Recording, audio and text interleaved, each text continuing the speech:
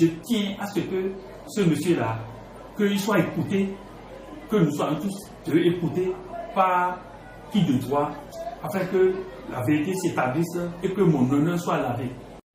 Fâché, complètement fâché. Lui, c'est M. Mathieu Zandor, directeur du CEG2 de Boycon, et de surcroît, le chef centre pour l'examen du certificat de qualification au métier CQM dans le même collège.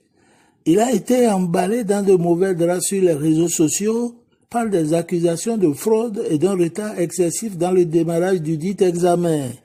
Mathieu Zandor tient ici à livrer sa part de vérité par rapport à la question du supposé retard accusé.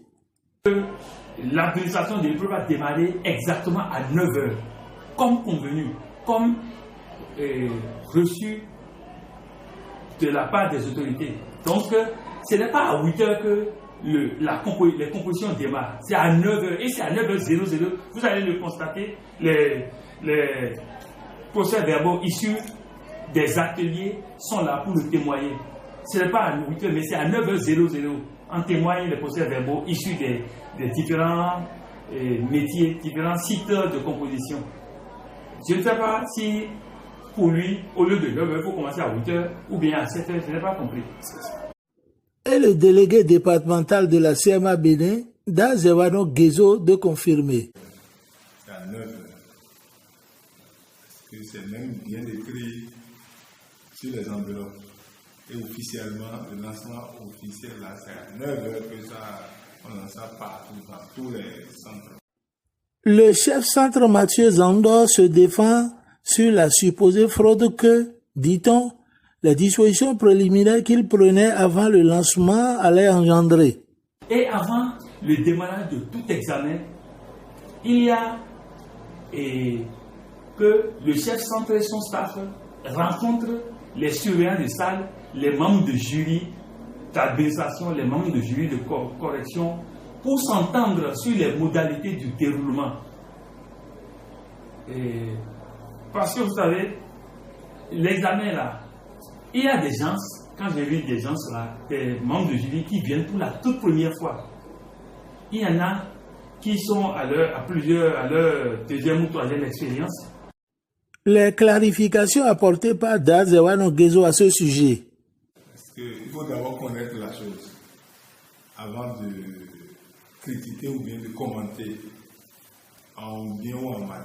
Parce que un examen, quand on parle de lancement de chaque épreuve, il faut quand même d'abord réunir les organisateurs, tous les concernés, c'est-à-dire les jurys, les membres de jury, les membres du comité CCO, le comité d'organisation communale.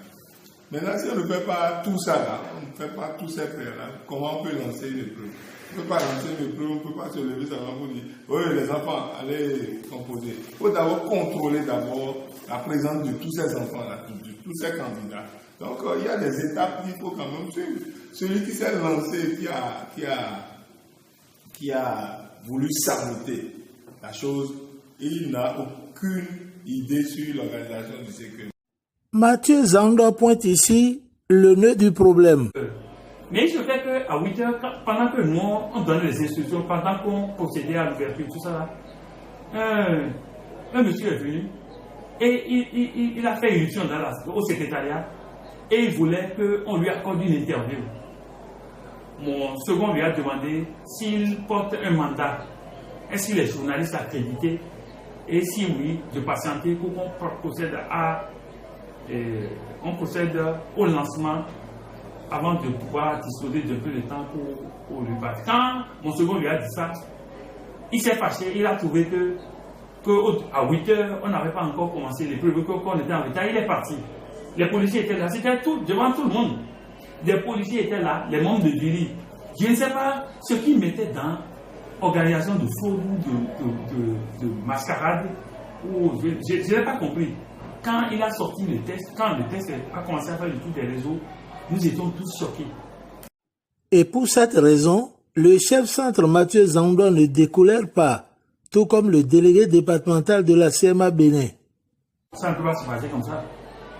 Ça ne peut pas se passer comme ça. J'attends que les examens finissent pour aller rendre compte officiellement à ma hiérarchie de ce qui s'est passé et de ce que je tiens à ce que ce monsieur-là, qu'il soit écouté, que nous soyons tous écoutés par qui de droit, afin que la vérité s'établisse et que mon honneur soit lavé.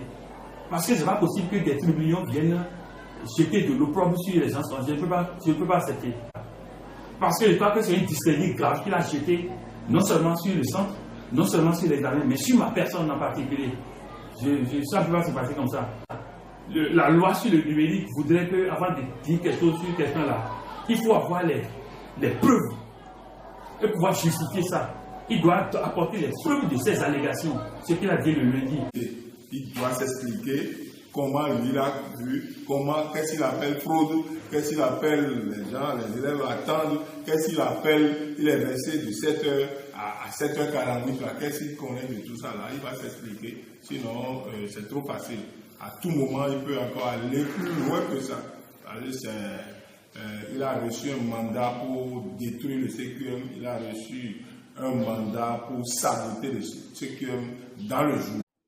Dans Zévano Guézo, on arrive à la conclusion suivante. Dans les 9 communes du jour et dans les 11 centres d'examen, il n'y a pas eu d'incident majeur. Ceux qui ont lu ce qu'il a écrit là, je vais leur dire que c'est un mensonge, c'est un pur mensonge.